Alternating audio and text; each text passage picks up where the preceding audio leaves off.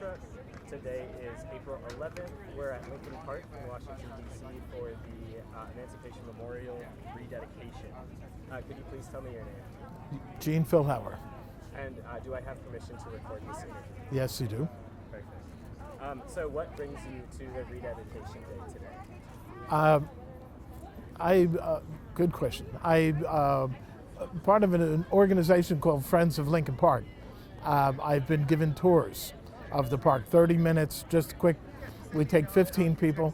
I've done about 4 of them, and I want to see what information is. I'm always, people ask a lot of questions, so I was interested in learning something new and finding out more information about the statue and the park.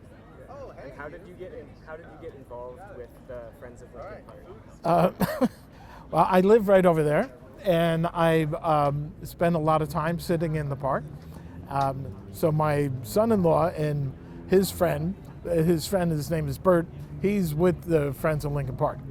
And he said to my son-in-law, well, I'm looking for somebody to give him a tour, to give tours of the park. And my son-in-law said, ask Gene, because he's got a lot of time on his hand, and I sit in the park a lot. So that's why I started. Very cool. And so how do you feel about the Emancipation Statue within the...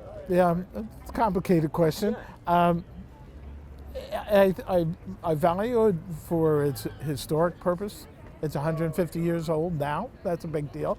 And it makes people in the community. And I've always, when I've lived in Washington, I've always lived around Lincoln Park. And it gives you, a magnet and something to come to. But its time might have passed.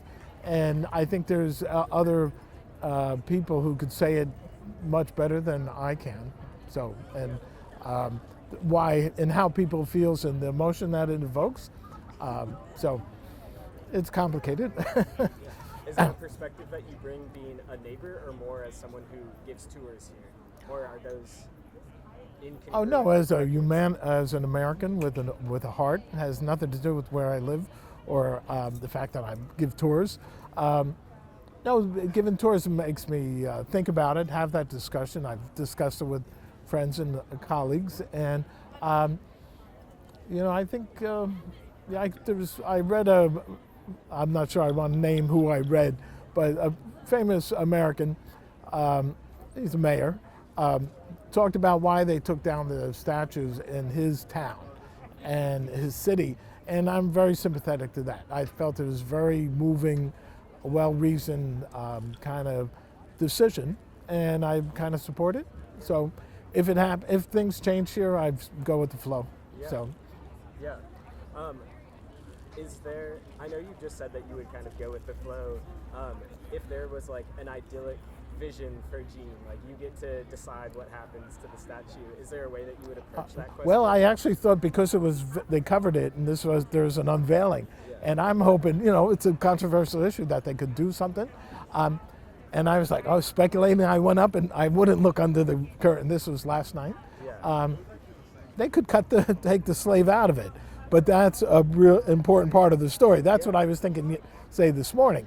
But after seeing the reenactment and hearing the discussion and talking to people here, there's a story to Archer Alexander that I don't want him cut out of the story, so that wouldn't work. On my tour, somebody mentioned, could we see the other designs? And I was told today they're available, but the grandiose one that they didn't have money for. I'd like to see what would that look like, and if it's not like an arch, then we could maybe deal with it. Yeah. All right. Very true. Are there other ways that you feel we could continue memorializing important historic events? Do you think that there are other statues that you would want to see in this park, maybe alongside the Mary McLeod and Emancipation statue, rather than removing or changing one that already exists? No, let me think. Good. I wondered who it would be. It'd be kind of, I could see a community-based participation and asking and seeing what people think. Not that the final thing has to go their way, but if they should engage with the community and make sure there's some level through different involvement, schools, and just walking up to people here in the park, seeing what they think. So, do you think that the statue, in its current existence, represents accurately or inaccurately the park as a whole? No, I think does it represent it at all? no, in name only. Let's put it that way. Yeah. The park was here first, Yeah.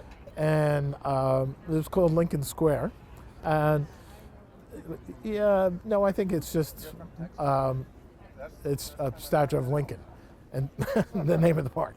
I wouldn't read. You don't have to connect it, and I think it's changed. I've been here, at one time before maybe in during the pandemic, a car drove down 12th Street, a nice little BMW, and hopped the curb and slammed into the pediment, and you could still see the gash in the bottom of the pediment, and my son-in-law saw it. He took a picture early in the morning, but it was gone right away. But somebody, and I think people lost control of the car and just drove up. So anyway. Wow. Okay, well, this is a pretty quick interview, so that's all the questions that I had for you. All right, Is there thanks. anything else that I didn't ask that you'd like to bring up at the end of the interview? Well, do you know but I love the park, and LaFont's initial design of the city and how everything was flowing. This was envisioned to be a really community-based, and to have like the Agora in Athens, and that's what it is now. And I've been here for years. It thrills me on the weekend, on a Friday evening, like today, to see hundreds of people sitting around. It wasn't like that not that many years ago, but that's wonderful to see that people are coming out and joining the crowd in the park. So. Well, thank you so much. All right, for sure. your interview.